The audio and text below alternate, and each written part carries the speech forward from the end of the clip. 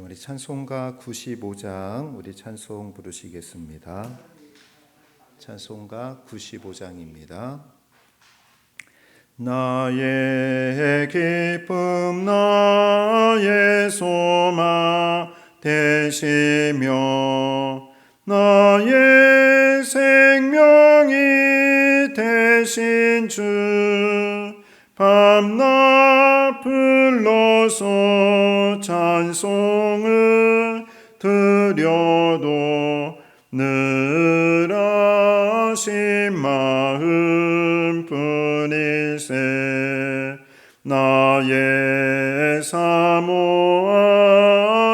선한 목자는 어느 꽃다운 동산에 양의 무리와 늘 함께 가셔서 기쁨을 함께 하실까. 길도 없이 거친 넓은 들에서 갈 길 못 찾아 애쓰며 이리저리로 헤매는 내 모양 저 원수처럼 하도다. 주의 자비롭고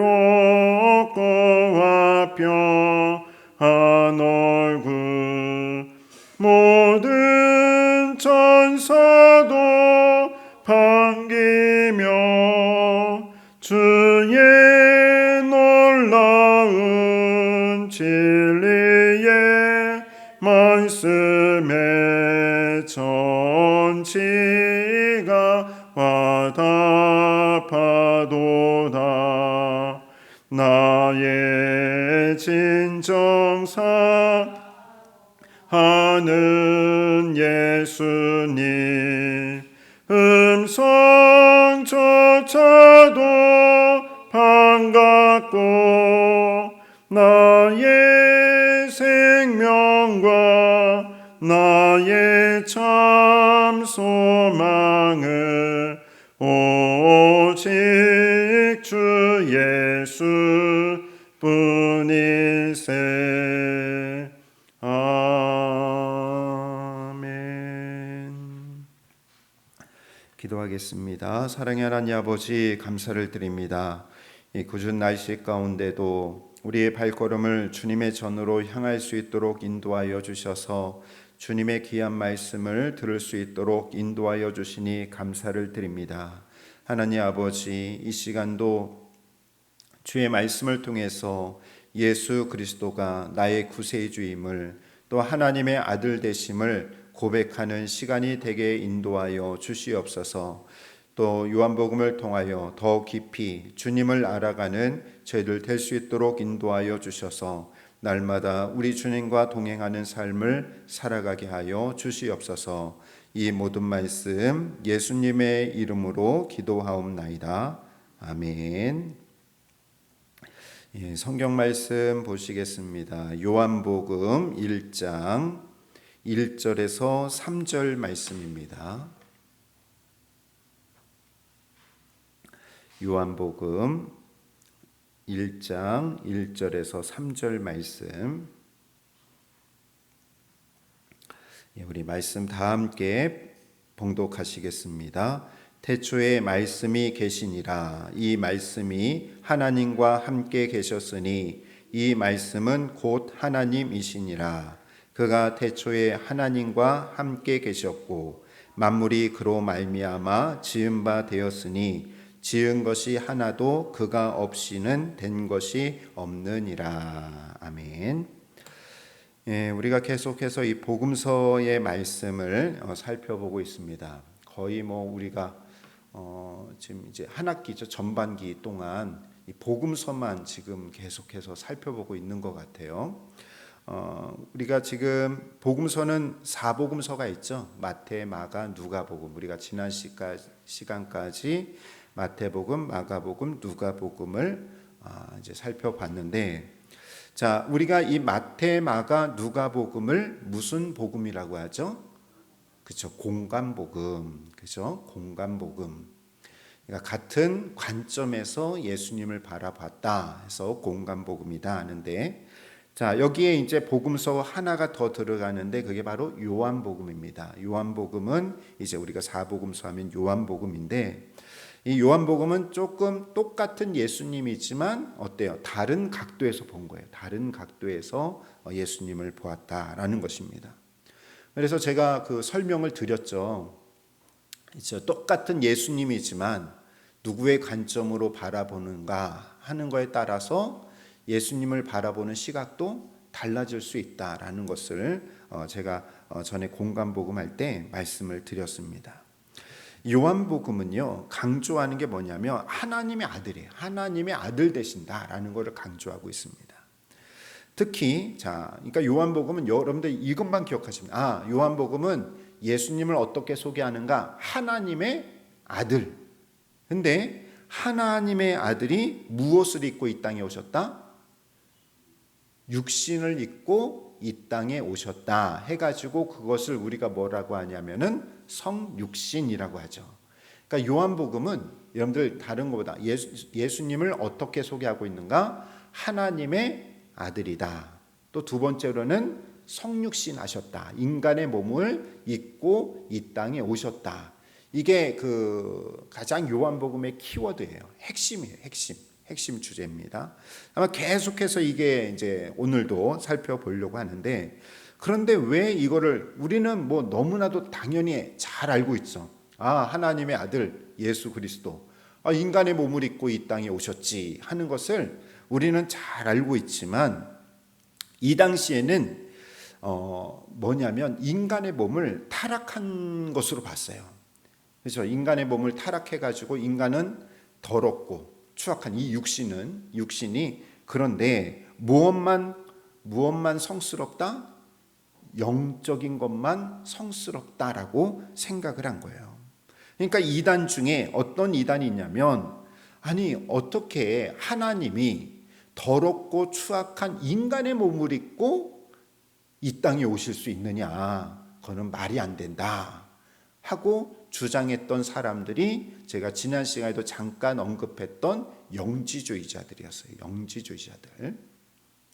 그래서 이들은 예수님의 육신, 인성을 부정하는 거예요. 인성. 예수님께서 인간의 몸을 입고 오셨다라는 것을 부정하는 이단들이 있었는데 바로 영지주의자들입니다. 지금이야 뭐 목회자가 있고 전문적으로 교회 안에서도 이런 교육이 일어나기 때문에 딱 그런 이단들이 오면은 배격이 되잖아요. 그런데 이 당시에는 어때요? 아직까지 목회자들도 많이 없고 사도들도 가는 데가 한정되어 있고 하다 보니까 그런 이단들이 교회 안에 들어와서 교회를 막 어지럽히는 거예요. 혼란스럽게 하는 거죠. 여러분들 사도 바울이 그래서 교회마다 서신 보낸 이유가 뭡니까? 여러 가지 이유가 있지만 그런 이단들을 배격하고, 그렇죠? 잘못된 교리를 가진 자들을 이제 올바르게 가르치는 그런 교훈적인 서신, 그게 바로 사도 바울이 이렇게 여러 교회들한테 이제 보낸 서신이죠. 어쨌든 요한복음에서 강조하고 있는 것은 성육신, 그리고 하나님의 아들이 되신다 하는 거고, 또 요한복음엔 예수님의 삶과 또 무엇을 가르치셨고 어떤 이적을 행하셨는가 하는 것들이 이제 나와 있습니다. 자, 우리가 역사적 배경을 좀 살펴보려고 하는데요. 이제 요한복음이 쓰였을 당시는 주후 100년경입니다. 주후 100년경. 그러니까 주후가 뭐예요? AD가 뭡니까? 예수님이 오신 후, 그죠? 100년이 지난 다음에 이 요한복음이 쓰여진 것으로 알려졌는데, 자, 이 요한복음이 쓰여지고 또 요한 그 공동체가 이제 생기게 되는 것을 배경을 좀 우리가 살펴보는데, 왜 이 요한복음이 왜 쓰여졌는가? 첫 번째로는요, 유대교와의 갈등이 있었어요. 유대교와의 갈등. 어쨌든 그 기독교가 어디에서 시작이 됩니까? 이스라엘 땅 안에서 먼저 시작이 되죠.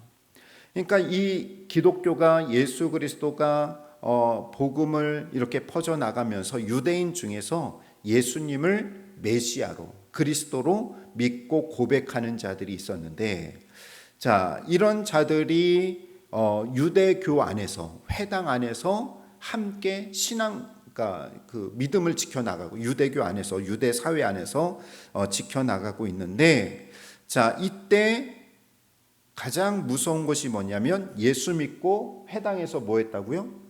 출교를 당하는 거예요. 쫓겨나는 거예요. 철교. 우리 교회에서도 법이 있잖아요. 법이 있는데 법 중에 가장 무서운 법이 뭐냐면 출교예요. 출교도 있어요. 지금도 이 출교가 있는데, 자, 이 당시에는 그러나 우리가 교회 안에서 오늘날 교회에서 출교당했다고 해서 여러 가지 사회적으로 제약이 있습니까? 없습니까? 없죠. 그냥 교회만 그 교회에서 출교를 당한 거니까 사회적인 사회생활하는데 전혀 어려움이 없어요. 그런데 유대교는 틀렸죠. 왜냐하면 유대교 자체가 유대 사회였기 때문에, 말하자면 종교와 사회가 일치된 그러한 사회였기 때문에 유대교에서 쫓겨났다라는 것은 어디에서 쫓겨나는 거예요? 유대 사회에서 쫓겨나는 거예요. 쉽게 말하면 그 사람한테도 일거리 줄까요? 안 줄까요? 출교를 할때 일거리도 안 주고, 또 어려움 당하면 도와줍니까? 안 도와줍니까? 안 도와주고. 그러니까 그 사회에서 어떻게 보면 추방당하는 거예요. 그래서 이 당시에 이 유대 사회에서 그 사람이 기독교인이다라는 것이 밝혀지면 유대교에서 출교를 당해요. 근데 유대교에서만 출교 당하는 것이 아니라 유대 사회에서 어찌 보면 그는 추방당하는 거죠. 그 사람을 도와주거나 어려움에 처했을 때 도와주거나, 또 물건도 살 수도 없고, 또 일거리도 없고, 그 공동체의 일원이 될 수가 없는 거예요. 자, 이런 그 속에서 유대교와의 갈등 속에서 예수님이 바로 우리가 기다리던 누구다, 그리스도다, 메시아다라는 것을 알려주기 위해서 이 요한복음이 쓰여지게 되었다라는 거죠. 또 하나는 요한복음이 왜 쓰여졌는가? 또 하나는 세례 요한 아시죠? 이 세례 요한을 믿고 따르는 자들이 있었어요. 이들을 뭐라고 얘기하냐면 세례 요한파다라고 얘기를 했어요. 그러니까 세례 요한을 추종하던 사람들이 있었죠. 제자들도 있었지 않습니까? 성경에 보면 세례 요한의 제자들도 있었는데, 이처럼 세례 요한을 무엇으로 믿냐면 메시아로 믿는 그러한 추종자들이 있었어요. 그런 사람들을 우리가 세례 요한파라고 하는데, 자, 이들이 뭐하고 논쟁하냐면 세례 요한이 메시아다, 그리고 예수님은 메시아가 아니다. 세례 요한, 이 세례 요한이 메시아다라고 주장하고 있는데, 그런데 요한복음에서는 뭘 얘기합니까? 물론 세례 요한이 많은 사람들에게 세례를 베풀고, 또 누구도 세례를 받았어요. 예수님도 세례를 받았잖아요. 세례도 받고, 많은 사람들이 정말 세례 요한이 혹시 그리스도 아니냐, 메시아 아니냐라고 의심할 정도로 그렇게 많은 일들을 행하게 되지만, 그 세례 요한의 영향력이 상당했지만, 그러나 요한복음에 보면은 누구만 메시아다? 예수님만 메시아다. 세례 요한은 무엇이냐? 세례 요한은 예수님의 길을 예비하는 증거자에 불과하다. 예비했던 그런 예비자에 불과한 거지, 세례 요한이 메시아가 아니다라는 것을 올바르게 가르쳐 주기 위해서 뭘 쓴 거예요? 바로 요한복음을 기록하게 되었다라는 거죠. 또 하나는, 자, 또 이단, 대표적인 이단이 누구라고 그랬죠? 그 당시에 영지주의. 아까 제가 앞서 말씀드린 대로 예수님께서 육신으로 오신 것을 부인하는 사람들이었습니다. 그런데 분명한 것은 예수님께서는 인간의 몸을 입고 오신 하나님의 아들이다라는 것을 강조하게 된다라는 것이죠. 자, 이런 세 가지 목적. 첫 번째로는 유대인들의 갈등 속에서 유대인들에게 진짜 우리의 메시아는 예수 그리스도다라는 것을 소개하기 위해서. 두 번째로는 세례 요한이 메시아가 아니라 누가 메시아다? 예수 그리스도가 메시아다. 또 세 번째로는 예수님의 육신을 부정하는 영지주의자들을 위해서 이 세 가지의 목적을 가지고 요한복음이 기록이 되었다라는 것이죠. 자, 그러면 요한 공동체와 요한복음인데, 자, 우리가 전에도 살펴봤지만 마태복음, 마가복음, 누가복음은 이 사도들이 자신들이 함께 따르는 공동체가 있었다고 그랬죠. 그래서 우리가 마태 공동체, 마가 공동체, 누가 공동체가 있었고, 자, 이 사도 요한이 또 세운 공동체가 있는데 그 공동체 무슨 공동체예요? 그렇죠. 요한 공동체라는 것입니다. 그러면 이 요한 공동체가 어떻게 세워지게 되었는가? 자, 주후 66년부터 80년경에는 이제 예수님을, 이때는 막 교회가 있었을까요? 없었을까요? 교회가 없었고 이 사람 저 사람 한두 사람이 예수님을 알게 되고 예수님을 그리스도로 고백을 하면서 개인적인 신앙을 가지면서 이 사람들이 어디를 다니게 되었을까요?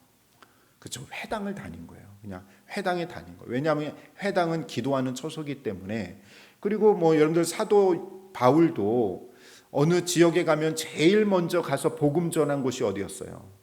회당에서 복음 전했거든요. 사도 행전에 보면은 그 회당에 가서 복음을 전하게 됩니다. 그러니까 초창기의 기독교는 처음부터 기독교인들이 생겼다고 해서 처음부터 교회가 생긴 것이 아니라 이 사람들이 어디에서 모이게 되었냐면 회당에서 이렇게 모이게 되었죠. 근데 두 번째로 주 80년 말경에 이 회당 안에 누구 믿는 사람들이 많아지는 거예요. 점점 예수 믿는 사람들이 점점 많아지는 거예요. 예수님을 그리스도로 메시아로 믿는 사람들이 막 갑자기 늘어나게 되는 거예요. 그러니까 회당에 있는 유대인들이 긴장할까요? 안 할까요? 긴장하죠. 갑자기 막 전에는 한두 사람이었는데 몇십 년 좀 지나다 보니까 이 회당에 거의 예를 들어서 몇 퍼센트인지 모르겠지만 한 절반 이상이, 3분의 2 이상이, 아니면 3분의 1이 될지도 모르겠지만 점점 기독교인들이 늘어나는 거예요. 그래가지고 유대교에서 긴장을 해가지고요, 유대교 지도자 중에 이 지도자들이 모이는 회의가 있었는데 얌리아 회의가 있었습니다. 이 얌리아 회의에서 어떤 법을 만들게 되냐면 기독교로 개종하는 것을 금지하게 되는 거예요. 이제는 기독교로 가서는 안 된다. 그래서 말 그대로 아까도 얘기했지만 이제 기독교인이 되면 뭐 하는 거예요? 유대교에서 출교시키는 거죠. 출교. 쫓아내는 거예요. 그리고 또 하나는 뭐냐면 이 사람들이 매주 모여서 회당에서 예배를 드릴 때마다 뭘 낭독하냐면 기독교인들을 저주하는 기도문을 낭독하게 돼요. 자, 그러니까 여기 기독교인들이 있으면 그 사람들 어때요? 내가 기독교인인데 회당 예배 드릴 때마다 기독교인을 저주하는 기도문을 하면은 그걸 따라 할 수 있어요? 못해요? 못하죠. 이렇게 이제 박해가 시작이 됩니다. 박해가 시작이 되면서 세 번째 뭐냐면 주 90년경에 이렇게 박해받는 기독교인들이 회당에서 나와서 사도 요한을 중심으로 해가지고 뭘 형성하게 돼요? 공동체를 만들게 되는데, 그러니까 그 공동체, 요한 공동체, 오늘날로 말하면 사도 요한을 중심으로 하는 교회가 하나 세워지게 되는 거죠. 그래서 여기에는 회당에서 쫓겨난 유대 기독교인들, 또 사마리아인들, 이방인들, 또 갈릴리에서 온 사람들, 이런 사람들이 함께 모여서 요한 공동체를 만들게 됩니다. 자, 우리가 또 아까 서론 시간에 제가 말씀드렸듯이 이 공간 복음과 요한 복음에는 주요한 차이점이 있습니다. 어떤 차이점이 있느냐? 제가 도표로 거기 만들어 드렸죠. 첫 번째로는 보면은 예수님을 소개할 때 약간의 그런 관점이, 다른 관점이 있어요. 공간 복음은 예수님을 하나님 나라를 선포하는 예언자나, 그죠? 또 랍비, 가르치셨잖아요. 가르치는 랍비, 그다음에 병을 고치는 구원자로 보았다면, 자, 요한복음은 아까 제가 말씀드렸죠. 키워드, 예수는 무엇이다? 하나님의 아들이다라는 것을 강조하고 있어요. 예. 그 다음에 두 번째로는 지역이 좀 그 차이가 있습니다. 공간복음에는 주로 예수님이 어디에서 활동하셨어요? 갈릴리, 그죠? 북쪽, 이스라엘 북쪽 갈릴리에서 사역을 하시다가 점점 어디로 오신다고 그랬죠? 예루살렘으로 내려오시는 이야기라고 했죠. 예, 그게 이제 흐름이면, 그런데 요한복음은 어디 중심이냐면 예루살렘 중심이에요. 예루살렘을 중심으로 해서, 그래서 공간복음에 보면 예수님이 예루살렘에 한 번 가세요. 뭐하러? 십자가 지시러 한 번만 가시는데, 요한복음에는 몇 번 가시게 됩니까? 몇 번 가세요? 3번 가세요. 3번. 자, 우리가 여러분들 예수님의 공생의 기간을 몇 년으로 보고 있습니까? 3년으로 보죠. 그러니까 30살까지는, 30살까지는 개인적인 그 삶을 사셨다면 공생애, 그러니까 사역을, 공식적인 사역을 하신 거는 3년이라고 보잖아요. 그게 성경에 나와요, 안 나와요? 예수님이 3년 동안 사역하셨다는 게 나와요, 안 나와요? 그렇죠, 안 나와요. 근데 왜 우리가 3년이라고 하느냐? 그 이유가 뭐냐면 요한복음에 보면은 예수님께서 예루살렘에 몇 번 가시냐? 3번. 그 유월절 절기를 지키러 3번 가셨기 때문에, 그래서 우리가 추측하기를 3년 사역을 하셨다. 공생의 기간을 그래서 3년 보냈다라는 것을 알려주는 거예요. 이해가 되시죠? 그러니까 만약에 요한복음이 없었다면은, 공간복음만 봤다면 예수님이 공생의 기간을 몇 년 했을 것으로 추측할까요? 1년으로 했겠죠. 왜냐하면 예루살렘 한 번만 가봤으니까. 근데 요한복음에는 3번 나오니까, 6월절에 그 예수님이 예루살렘 3번을 방문한 걸 볼 때에 3년 사역하셨다라는 것을 우리가 추측해 봅니다. 그리고 요한도 보면, 세례 요한도 보면, 세례 요한을 그 공간복음에서는 세례자, 또 회개하라, 하나님의 나라 가까이 왔다라는 그런 선포자로 보았다면, 요한복음 뭘로 봅니까? 예수님을 증거하는, 또 예수님의 메시아의 길을 예비하는 예비자로 보았다라는 거죠. 자, 이런 차이가 또 있습니다. 그 외에도 차이가 있는데 우리가 이제 주요한 차이점을 살펴보게 됩니다. 자, 오늘은 우리가 1장부터 12장까지 우리가 살펴보게 되는데요. 자, 첫 번째 우리가 이제 그 에피소드, 육으로 오신 하나님, 그렇죠? 육신으로 오신 하나님입니다. 자, 여러분들 우리가 오늘 읽었던 1장 1절에 보면 태초에 뭐가 계시니라 라고 나오죠? 말씀이 계시니라 할 때 거기 1번 써가지고 밑에 각주에 보면 헬라어로 뭐라고 되어 있어요? 로고스라고 쓰여 있죠. 예, 로고스라고 쓰여 있는데, 여러분들 우리가 이 말씀이라는 게 그 하나님의 말씀을 말하는 게 아니에요.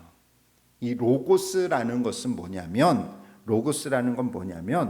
여러분들 그 옛날 개역판 성경에 보면 여기에 말씀 밑에 이렇게 조그만 글씨로 뭐냐, 또는 도, 길도자 써가지고 도 이렇게 나와요. 예. 옛날 우리 개역판 성경 있잖아요. 이거 바뀌기 전에 그 개역판 보면 도 이렇게 길도자 써가지고 도 이렇게 나오게 되는데, 자, 이 헬라 사상에 보면은 로고스라는 그 개념이 있었어요. 조금, 자, 이제 설명을 좀 들어보시면 조금 어려울 수도 있겠지만, 자, 이 로고스가 뭐냐면 헬라 사상에 우리 인간이 어떤 신의 경지에 이르려면, 신에게 나아가려면 그 중간에 도, 진리, 이거를 통해서만 누구를 알 수 있는 거예요? 누구한테 나갈 수 있는 거예요? 신에게. 헬라 사상에서는 그게 있어요. 그러니까 인간이 신에게 나가기 위해서는 이 로고스가 있어야 되는데, 이 로고스가 뭐냐? 신에게 나아가는 그 중간에 도, 진리, 이것을 통해서 나아갈 수 있다는 거예요. 무슨 말인지 아시겠죠? 자, 그러니까 이 헬라 사상에 비춰보면은 바로 예수 그리스도가 우리의 로고스라는 거예요. 우리가 인간이 하나님께 나아가기 위해서는 누구를 통해서 나아갈 수가 있어요? 그렇죠. 예수 그리스도. 예수 그리스도라는 진리를 통해서 우리가 하나님을 알 수 있고 하나님을 만날 수 있는 거예요. 이해가 되시죠? 그러니까 태초에 말씀이 계시니라 할 때 이 로고스는 뭐냐? 이 당시 사람들은 다 헬라 사상을 가지고 있었으니까 로고스의 개념을 알 거 아니에요. 지금 우리는 잘 모르지만 그 당시 사람들은 따로 설명 안 해도 로고스? 로고스는 인간이 신에게 나아가기 위한 그런 진리, 어떤 중간에 그런 매개물, 예수님도 그러면 그렇구나. 우리 인간이 하나님께 나아가기 위한 로고스가 되는구나. 어떤 하나의 도가 되고 또 뭐예요? 진리가 되는. 그러니까 우리가 하나님을 알려면 누구를 통해서? 예수 그리스도. 로고스 되시는 예수 그리스도. 그러니까 여러분들 우리가 여기 태초에 말씀하면은 성경 말씀인가 보다 라고 생각하면은 조금 이 개념을 잘못 이해할 수 있겠죠. 물론 우리가 하나님 말씀을 통해서도 말씀을 통해 성경 말씀을 통해서도 하나님을 알 수 있죠. 뭐 그렇게 해석한다면 뭐 그것도 틀린 말은 아니지만 정확한 의미에서의 로고스는 뭐냐?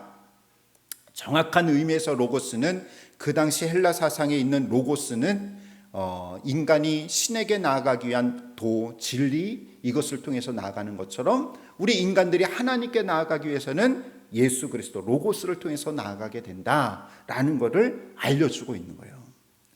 자, 그런데 그렇기 때문에 여기서 태초에 말씀이 계신 로고스 하면은 이 말씀을 무엇으로 바꿔도 될까요? 예수님으로 바꿔도 되는 거죠. 그렇죠? 태초에 누가 계시니라? 예수님이 계시니라. 이 예수님이 누구와 함께 계셨고 하나님과 함께 계셨으니 이 말씀, 이 예수님은 곧 누구시다? 하나님이시다.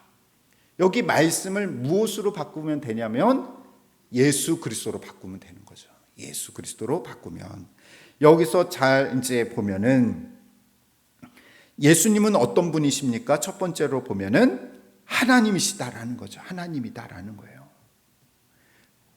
태초부터 예수님은 어디 때부터 계셨어요? 태초부터 계신 분이고 하나님과 함께 계셨던 분이기 때문에 바로 예수님은 하나님이다. 아까 얘기했던 이 로고스는 또 하나 제가 설명 빠진 게 있는데 로고스는 그러기 때문에 신에게 나아가는 그런 도와 진리이기 때문에 이 로고스도 무엇으로 보냐면 신적인 존재로 봤어요. 그러니까 예수님도 로고스이기 때문에 예수님도 하나님과 같은 분이다라는 거죠. 그러니까 우리한테는 이 로고스가 참 어렵지만 그 당시 2000년 전 헬라 사람들에게는 어때요? 로고스라는 그 개념이 너무나도 딱 맞아 떨어지는 거죠. 예수 그리스도와 딱 맞아 떨어지는 거죠. 이 사도 요한이 참 보니까 머리가 참 좋은 거예요. 복음을 그 당시의 사상을 가지고 봐라 이분이 예수님을 아주 쉽게 아주 설명했잖아요. 근데 중요한 것은 그 하나님께서 또 무엇이 되셨다? 육신이 되셨다라는 거죠. 육신이 되어주셨다라는 것을 또 말씀해주고 있는 것입니다. 그래서 인간의 몸을 입고 이 땅에 오시게 되었다. 예수님을 소개할 때 하나님의 아들 로고스, 그죠? 하나님이시다라는 거고 또 육신의 몸을 입고 오셨다라는 것을 알려주게 되죠. 자, 이렇게 성육신 하나님이신 예수님께서 인간의 몸을 입고 오셨다라는 거 아까 보면은 그 요한이 썼던 요한복음을 썼던 그 여러 가지 이유 중에 하나가 뭐에 대한 이유였어요? 유대교의 갈등이라고 썼잖아요. 첫 번째로 유대교의 갈등이 있었는데 유대교회한테는 뭐라고 얘기하는 겁니까? 바로 너희들이 그렇게 박해하는 우리가 믿고 있는 예수 그리스도가 누구다? 하나님이다라는 거예요. 하나님이시다라는 것을 알려주는 거예요. 하나님의 아들이시다, 메시아다라는 것을 알려주게 되는 것이고, 그렇죠? 또 하나는 뭘 얘기를 하고 있습니까? 또 하나는 세례 요한을 추종하는 자들에게도 그죠? 예수님이 메시아다라는 거 알려주고, 또 영지주의자들에게도 뭘 알려줍니까? 예수님은 영으로 이 땅에 오신 거예요. 영지주의자들은 그렇게 믿었거든요. 예수님이 이 땅에 영으로 오신 거지 육신의 몸을 입고 온 것이 아니다라고 했는데, 근데 영지주의자들은 분명히 예수님은 우리와 똑같은 육신의 몸을 입고 이 땅에 오셨다라는 것을 알려주게 된다라는 거죠. 자, 이제 두 번째 1장 19절부터 12장 50절까지 두 번째 에피소드는, 그러면 예수님께서 이 땅에 하나님이신 예수님께서 인간의 몸을 입고 오셔서 무엇을 하셨는가 하는 것을 알려주고 있는데, 자, 첫 번째로 보면은 세례 요한의 이야기가 나옵니다. 세례 요한보다도 더 위대한 분이다라는 걸 알려주고 있는 거죠. 세례 요한의 이야기를 통해서. 이 당시에 가장 인기 절정에 있던 사람이 세례 요한이었습니다. 그리고 예수님과의 만남에서 예수님께서는 세례 요한보다 크고 위대하신 예수님이심을 증거하고 있다라는 거예요. 그래서 세례 요한은 빛이 아니고 단지 그 빛을 증거하는 사람일 뿐이다. 진짜 빛은 누구다? 예수 그리스도다라는 것을 알려주고 있는 거죠. 진짜 빛은. 그래서 1장 여러분들 9절에 보면은 거기 6절부터 쭉 세례 요한이라 그래서 증거라 쓰니 그가 빛이 아니요. 8절에 보면 그는 빛이 아니요 이 빛에 대하여 증언하러 온 자라. 9절에 보니까 참빛 곧 세상에 와서 각 사람에게 비추는 빛이 있었나니, 그분이 누구라는 거예요? 예수님이다라는 걸 알려주는 거예요. 진짜 빛은 예수님이고 세례 요한이 빛이 아니다. 세례 요한은 그 빛을 증거하러 온 사람이다라는 것을 말씀해 주고 있는 거예요. 아까도 말씀드렸듯이 이렇게 기록한 이유는 요한복음이 쓰였을 당시에 이 세례 요한과 예수님을 놓고 이 두 사람 중에 누가 진짜 그리스도인가 메시아인가를 가지고 논쟁이 있었어요. 그때 사도 요한은 뭐라고 하느냐? 요한복음에서 세례 요한은 그리스도가 아니다. 메시아가 아니다. 단지 그는 예수 그리스도의 길을, 메시아의 길을 예비하러 온 사람이다 라는 것을 소개함으로써 예수가 참 그리스도다, 참 메시아다라는 것을 선언하고 있다라는 거죠. 자, 두 번째로는, 자, 여러분들 2장에 보면, 요한복음 2장에 보면 예수님께서 처음으로 행하신 이적이 나오죠. 그게 뭡니까? 가나 혼인잔치에서 물을 포도주로 바꾸는 이야기가 나오게 되죠. 자, 여러분들 이 예수님께서 가나 혼인잔치에서 포도주가 떨어져서 공경에 처해 있을 때에 그것을 물을 포도주로 바꾸는 이 사건은 그냥 단지 이적 사건이 아니에요. 거기에 담겨져 있는 아주 중요한 깊은 의미가 있습니다. 자, 여러분들 그 예수님께서 이제 포도주가 떨어져 가지고 있을 때에 어디에다가 물을 부으라고 하죠? 그렇죠, 항아리. 이 항아리는 무슨 항아리냐면, 자, 2장 6절에 보면 그냥 항아리였을까요? 자, 6절에 보면 거기에 뭐의 예식에 따라?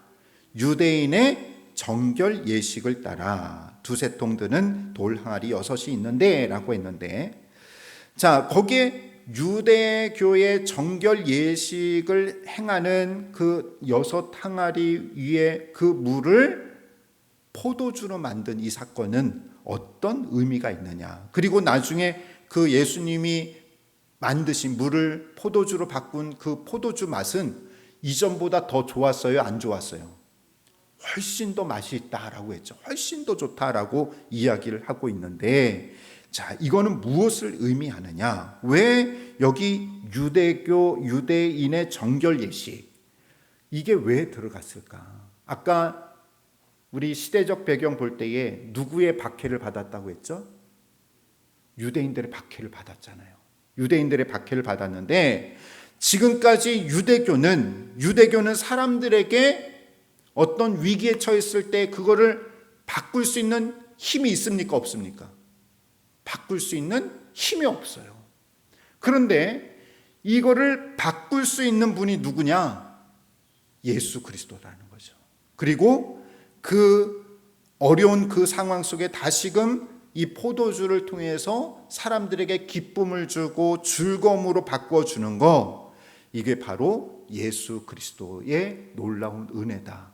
다시 말하면 포도주가 떨어졌다라는 것은 지금까지 유대교회에 있는 모든 능력이 다 떨어졌다라는 거예요. 진짜 이제 하나님의 능력이 나타나는 게 아니에요. 진짜 하나님의 능력이 나타나는 것은 누구다?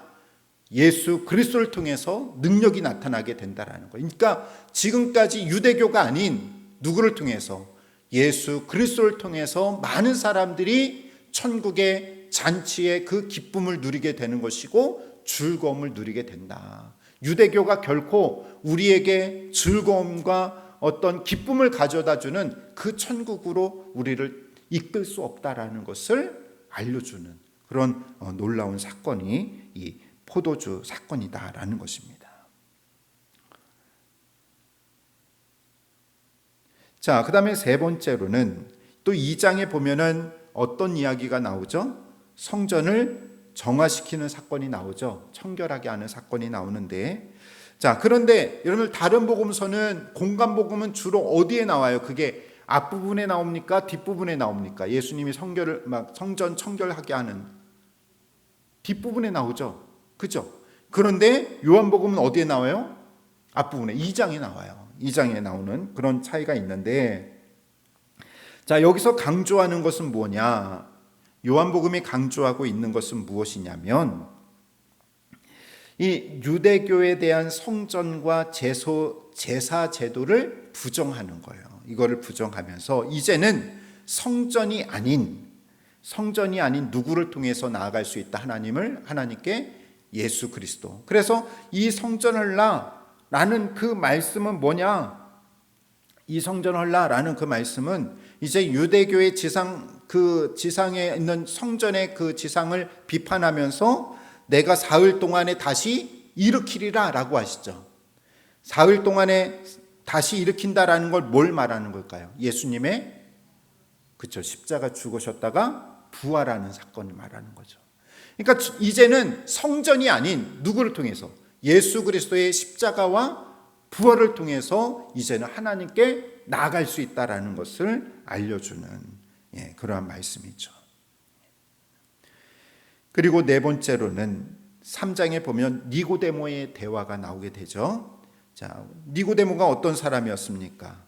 니고데모는 바리새인이었고 유대 지도자였고, 그죠? 그 다음에 3장 10절에 보면 이스라엘 선생이었어요. 율법을 가르치는 선생이에요. 자, 이처럼 유대인의 관원이었고 바리새인이었고 이스라엘의 선생이었지만 그가 거듭났습니까? 거듭나지 못했습니까? 거듭나는 걸 알았어요? 몰랐어요? 몰랐어요. 뭐 이거 제가 따로 설명 안 들어도 알겠죠? 그 이야기가 어떤 이야기인지. 몰랐어요. 그러면 니고데모는 말하자면 구원받았습니까? 구원받지 못했습니까? 구원받지 못했죠. 왜냐하면 거듭남을 모르니까. 거듭남에 대해 얘기하니까 또 제가 어머니의 모태 속에 다시 들어가야 됩니까? 얘기하잖아요. 그러니까 니고데모는 율법도 잘 아는 선생님이었고 또 율법을 그대로 살아가는 바리새인이었고 또 어떤 정치적인 그런 종교의 어떤 재판을 하는 그런 위치에 있었지만 그는 거듭남이 없었어요. 구원받지 못한 사람이에요. 이건 뭘 말할까요? 유대교로서 구원을 받을 수 있다 없다? 없다라는 거예요. 누구를 통해서만? 예수 그리스도를 통해. 그래서 요한복음 3장 16절 우리가 너무나도 잘 아는 말씀이 있잖아요. 하나님이 세상을 처음 사랑하사 독생자를 주셨으니 이는 그를 믿는 자마다 멸망하지 않고 영생을 얻게 된다. 이걸 이야기한 것이죠. 그 다음에 이제 4장에 보면은 수가성 여인, 사마리아 여인을 만나게 되는 거죠. 사마리아 여인과의 대화 가운데서도 사마리아 여인이 예배에 대한 걸 질문하게 됩니다. 예배에 대해 질문할 때에 예수님께서 뭐라고 이야기를 하시죠? 여기 4장 23절에 보니까 아버지께 참되게 예배하는 자들은 무엇과 무엇으로? 영과 진리로 예배할 때가 오나니 이렇게 예배하는 자들을 찾으신다라고 말씀해요. 지금까지는 어디에서만 예배를 드릴 수 있었어요? 예루살렘 성전에서만 예배를 드릴 수가 있는데 이제는 예루살렘 성전이 아닌 내가 어느 곳에 있든지 간에 영과 진리로 하나님께 예배하면 된다라는 거예요. 하나님은 그렇게 성전에서 그 사람이 예배했느냐 안 했느냐 그걸 보는 것이 아니라 그냥 내가 어느 곳에 있든지 영과 진리로 예배하면 하나님이 그 사람을 찾으신다라는 거죠.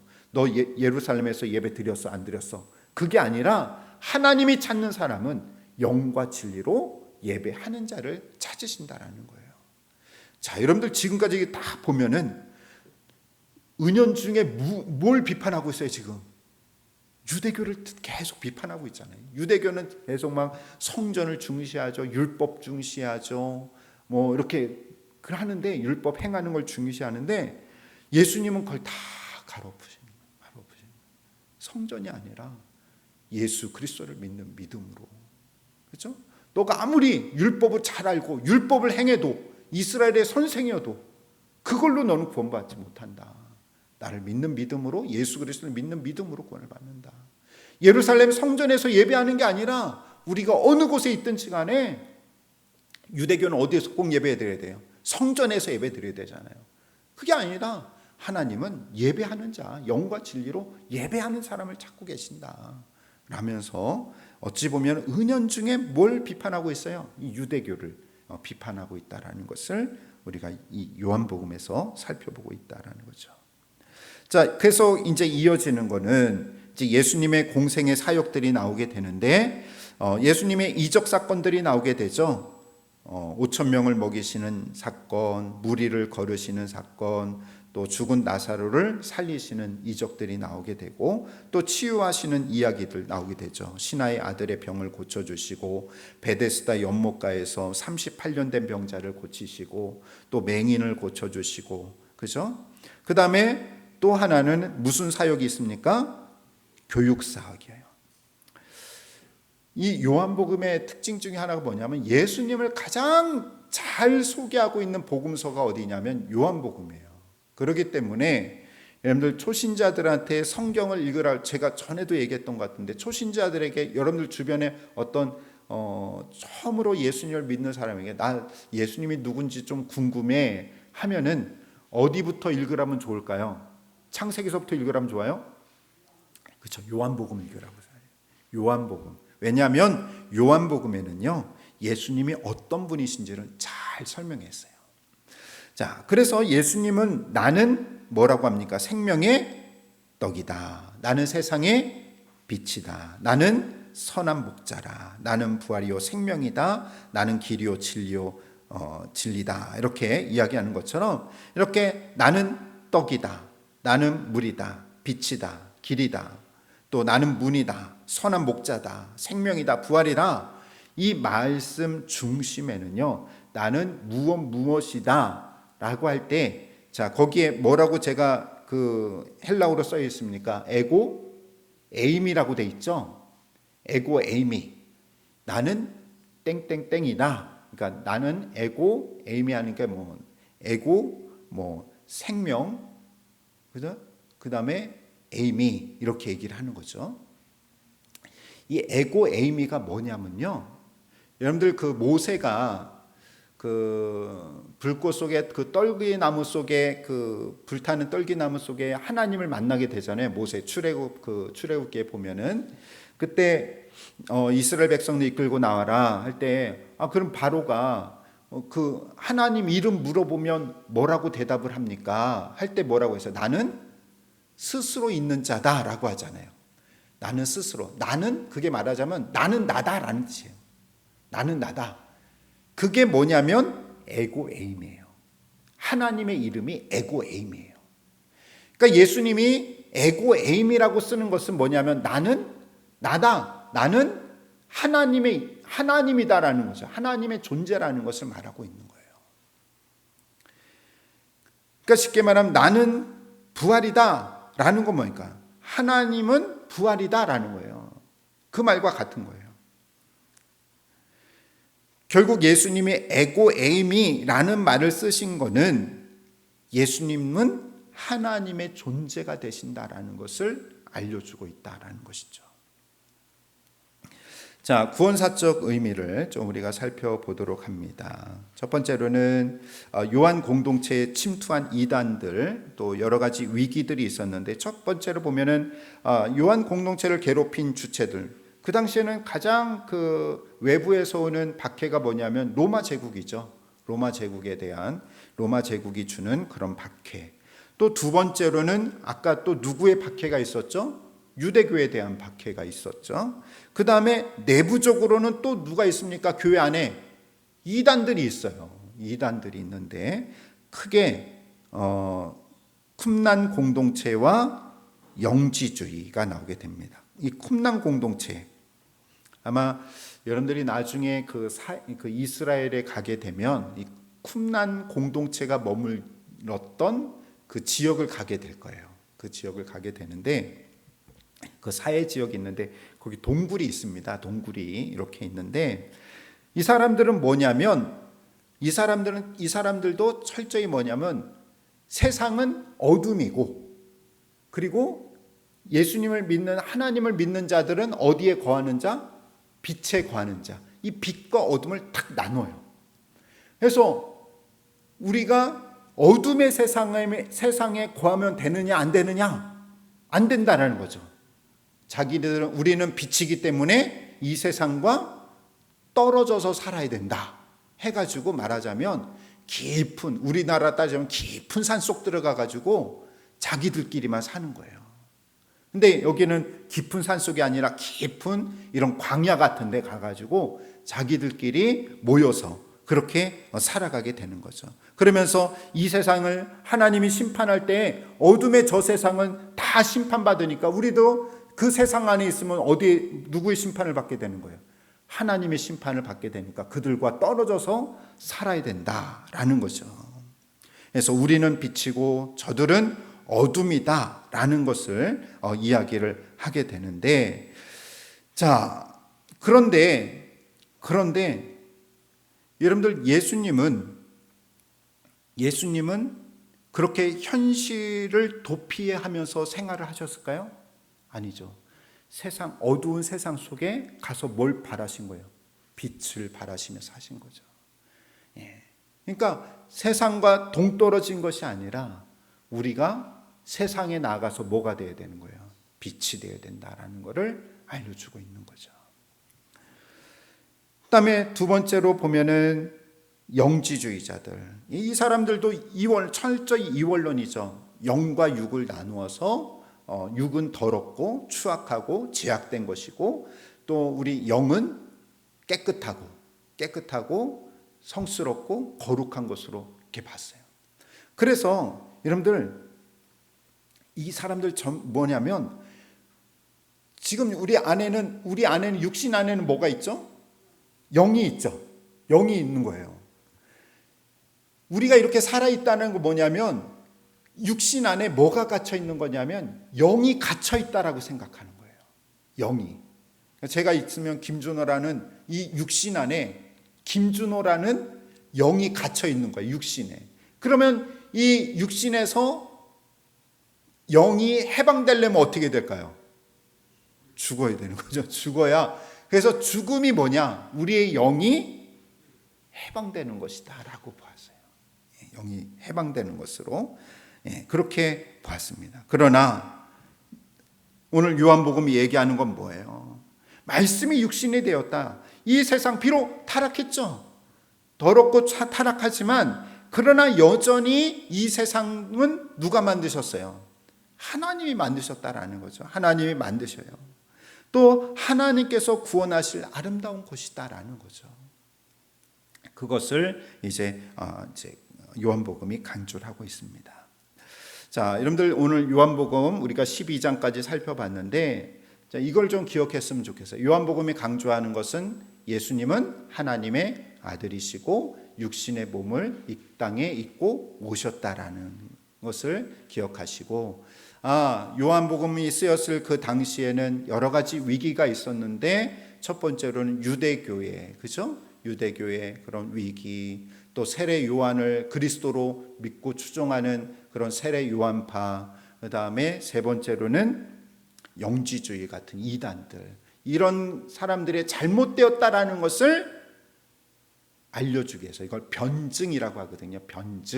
변증이라고 하는데, 그래서 오직 복음을, 진리를 잘 전하기 위해서, 이러한 그 위협 속에서 잘 전하기 위해서 요한복음이 쓰여졌다라는 거, 그것만 아시면 여러분들이 요한복음을 읽을 때 많이 좀 이해하는 데 큰 도움이 될 것 같습니다.